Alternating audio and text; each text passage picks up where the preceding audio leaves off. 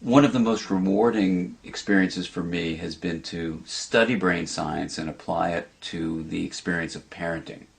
And the hand model of the brain that I use to teach parents is very useful to understand that.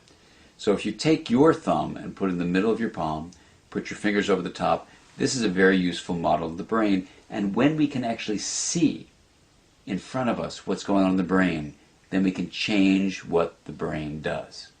So let me walk you through very basically what happens in this brain and the structures in it. And it goes like this. The spinal cord comes up representing the wrist, and then you have coming up into the skull the brain stem and the limbic area, which work together to help regulate arousal and your emotions and the way you have a fight, flight, freeze response. These are below the cortex, the limbic and brainstem areas, and the cortex is this higher part of the brain that allows us to perceive the outside world, to think and reason. And this frontmost part of the brain, right behind your forehead, so the person's oriented like this, is actually the part that regulates the subcortical, limbic, and brainstem areas. This regulation is very important because sometimes we can have all sorts of things happen in our life. We're tired, we're exhausted, someone pushes a particular emotional button, and we can flip our lids. So rather than being tuned in and connected and balanced and flexible, we can lose all of that flexibility, even lose moral reasoning, and act in ways that are terrifying to others, including our children.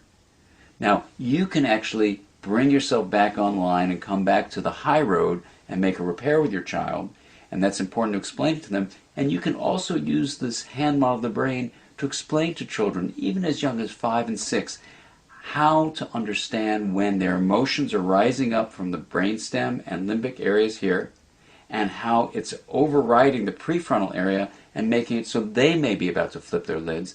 So I've had kids come tell me that they're about to go flip their lids and they need a break. They need a timeout. And by even just naming that, they can tame it.